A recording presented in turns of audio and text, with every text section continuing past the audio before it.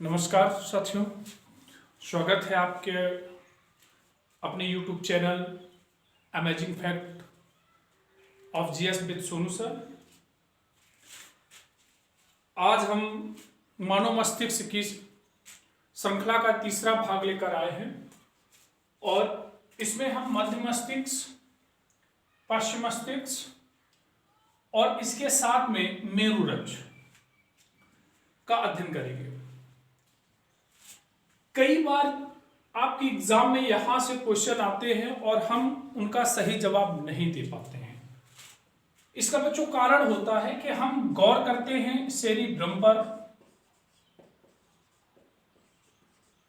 Cerebellum पर,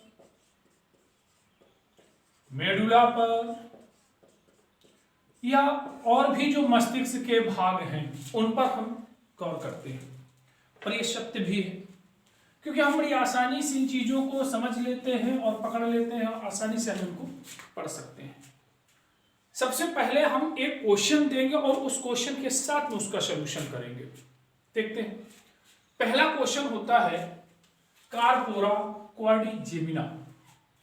corpora quadrigemina कहां स्थित होता है? बहुत छोटा सा क्वेश्चन आपसे पूछ लिया गया। मानव मस्तिष्क में कार्पोरा क्वाड्रिजेमिना कौन से मस्तिष्क का भाग है? दूसरा क्वेश्चन हो गया। तीसरे क्वेश्चन की ओर अगर हम चलें, कार्पोरा क्वाड्रिजेमिना में कितने ऑप्टिक्स लोब पाए जाते हैं या ऑप्टिक पिंड पाए जाते हैं? तो बच्चों इस तरीके से ये क्वेश्चन बनते हैं और जबकि बड़ी स्पीड के साथ अध्यापक आपको पढ़ा देते हैं, आप उन चीजों को समझ पाते हैं, कुछ छूट जाते हैं। तो पहले हमें ये ध्यान देना है, ना तो हमें एग्जाम में फिगर बनाना है और ना हमें उसके विषय में डिस्क्रिप्शन लिखना है। हमें ये देखना है कि हम इस बिंदु से अपने प्रश्नों को कैसे हल कर पा रहे हैं। सबसे बड़ी चीज यही होती है, जब आप चीज पढ़ रहे हो, जब आप किसी कंटेंट को पढ़ रहे हो और उससे आंसर अगर निकल के आ रहा है तो फिर वो चीज आपकी समझ में आ जाती है। देखिए, जैसे कि आप एक थोड़ा सा कुछ ये इस तरीके का डिजाइन बना लीजिए, इस तरीके का ये डिजाइन बना लेते हैं, ठीक है, और इसके ऊपर एक भाग हम ये स्टेबल कर देते हैं। देखिए, तो ये जो हमारा भाग है इसे हम मेडुला बोलते हैं। ये सबसे अंतिम का सिरा हमारा मेरुरज्जु होता है। और देखिए, ये वाला जो भाग होता है इसको हम पोन्स बोलते हैं, जो हमारे पश्चिम मस्तिष्क का ही भाग होता है। अब बताइए क्या समस्या हो सकती है? जुड़े हैं सब आपस से। एक और आपका हो सकता है हाइपोथैलेमस। हाइपोथैलेमस, और आपको मालूम होगा कल आपने सेरिब्रम पढ़ा था और सेरिब्रम दो भागों से मिलकर बना था। एक तो आपको अच्छे से जानकारी रखना है कि जो हमारा सेरिब्रम है वो सेरिब्रम प्रमस्तिष्क का भाग है, और इसके बाद डाइनसेफ्रॉन जिसमें आपने थैलेमस और हाइपोथैलेमस को पढ़ा था। तो देखिए, ये इसका आधार है और ये हमारा मिड ब्रेन है। आसानी से इस चीज को समझ लीजिए। अब हम बात करते हैं कि यहाँ क्वेश्चन किस तरीके से पूछा गया।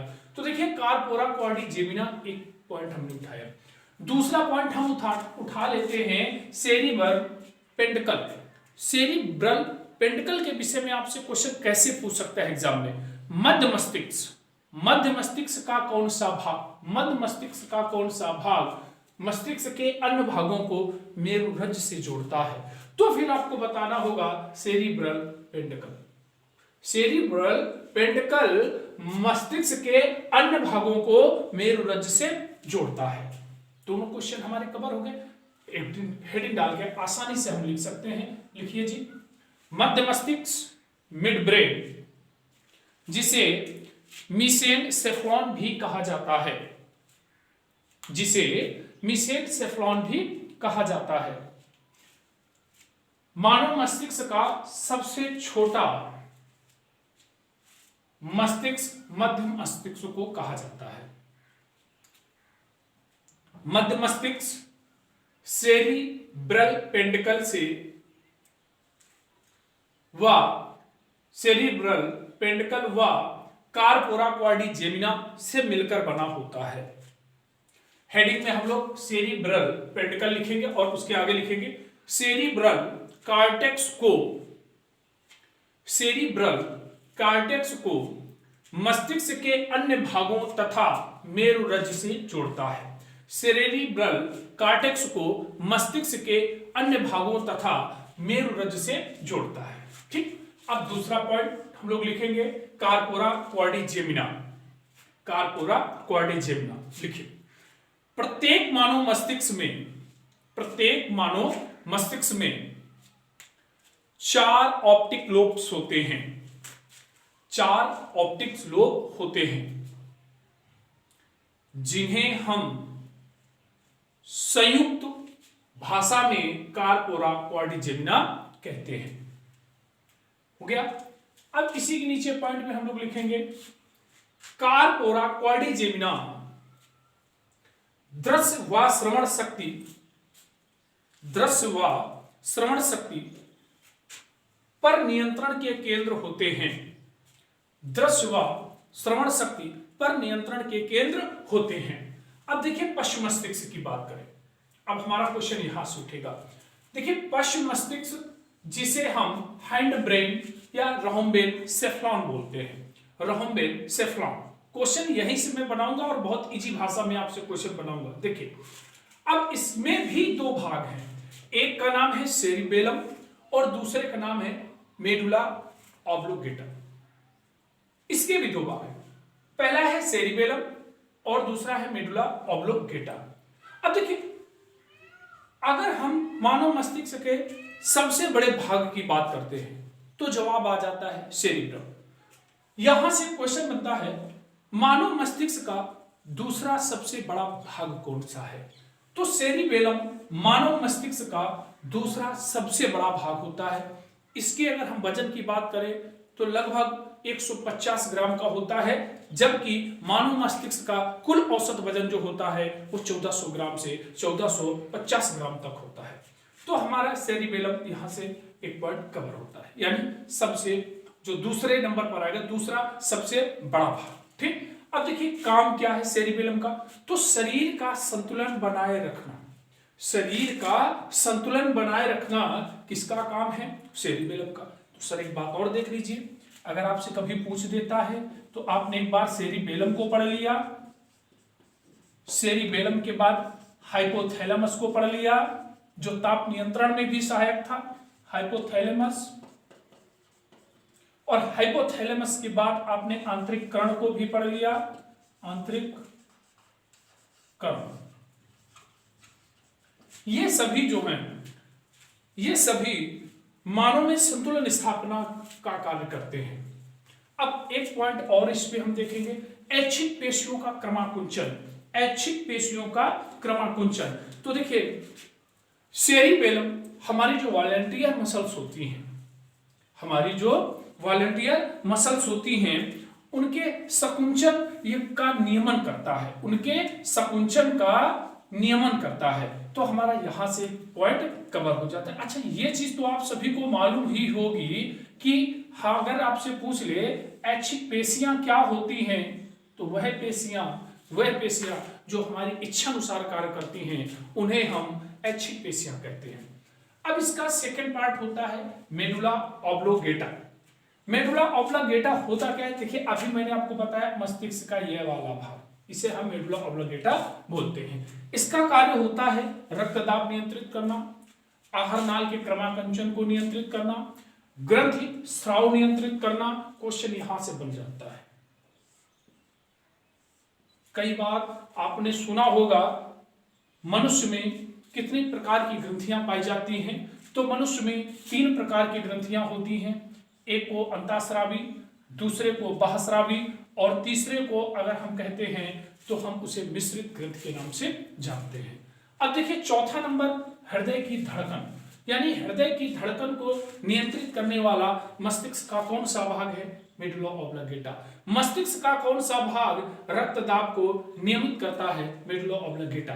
कई बार आपने देखा होगा जब कभी भी आपका बीपी ब्लड प्रेशर हाई होता है या लो होता है तो आपको चक्कर आने की घटनाएं प्रतीत होती हैं, या हम कह सकते हैं कि आप रुक नहीं पाते, आप गिर जाते हैं। तो वो किसका कार्य था? मेडुला ऑब्लोंगेटा का। ठीक, और लास्ट में मस्तिष्क का अंतिम भाग हम मेरुरज्जु पढ़ेंगे। मेरुरज्ज जिसे आप स्पाइनल कॉर्ड कहते हैं। अब आपको मैं ये बता दूं, मेरुरज्जु में 31 स्पाइनल तंत्रिकाएं पाई जाती हैं। देखो यहां पर दो प्रकार की आपसे बात करेगा, तंत्रिकाओं की आपके दो प्रकार से बात करेगा। एक कपाली तंत्रिका की बात करेगा और दूसरा स्पाइनल तंत्रिका की बात करेगा।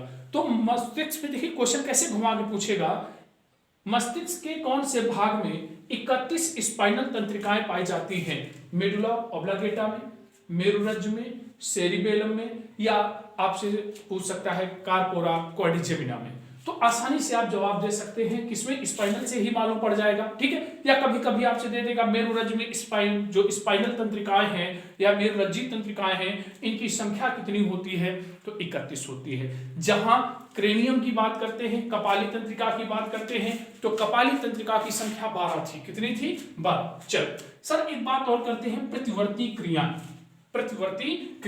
याद रखें। ये अगर आपसे पूछ लेता है तो इसको हम रिफ्लेक्स एक्शन के नाम से जानते हैं। कभी कभी होता क्या है कि आपकी नाक में कोई अनचाहा कण प्रवेश कर जाता है, आपको दिन दिन क्या आ जाती है? छींक आ जाती है। या कभी कोई वस्तु गर्म हो और आप उस पर हाथ रख देते हैं तो झटके के साथ में हाथ वो क्या कर लेते हैं? आप बाहर कर लेते हैं। देखिए तो इन सभी स्थितियों का, इन सभी प्रकार की क्रियाओं का नियंत्रण अगर कहीं होता है तो वो होता है मेरुरज्जु में। अब मेरुरज्जु के चारों तरफ एक आवरण पाया जाता है, मेरुरज्जु के चारों तरफ एक आवरण पाया जाता है और इस आवरण में जो परतें होती हैं वो इस नाम से जानी जाती हैं, ड्यूरामेटर, एरेक्राइड, पायोमेटर। हालांकि आपको याद आ रहा होगा कि इनके नाम हमने सुन रखे। देखिए सर, एक बार आप जब किसी चीज को सुन लेते हैं तो कहीं ना कहीं वो जोर पड़ता ही है मस्तिष्क में कि हाँ मैंने इनको कहीं पढ़ रखा है। तो ड्यूरामेटर की बात हो गई, एरेक्राइड की बात हो गई, पायोमेटर की बात हो गई।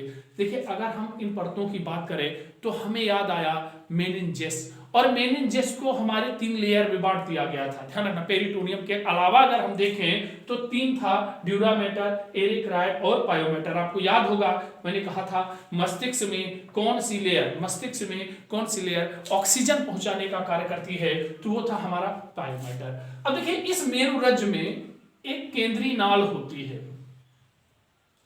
जिसे आप सेंट्रल कैनल भी कह सकते हैं। अब उस केंद्रीय नाल में जो द्रव भरा होता है, इस द्रव को किस नाम से जाना जाता है? तो सेर्वो स्पाइनल के नाम से जाना जाता है। क्वेश्चन हो सकता है मेरुरज्जु की केंद्रीय नाल में पाया जाने वाला द्रव किस नाम से जाना जाता है? तो आपका जवाब क्या हो जाएगा? सेर्वो स्पाइनल द्रव। तो इतनी सारी चीजें आज आपकी कवर होगी। रिपीटिशन के तौर पर मध्य मस्तिष्क, पश्च मस्तिष्क और मेरुरज्जु, 3 चीजें आज आप क्लियर कर पाए हैं। अब नेक्स्ट क्लास जो आपकी होगी बच्चों, उसमें मस्तिष्क से संबंधित जो भी विकार हैं हम उसके विषय में पढ़ेंगे।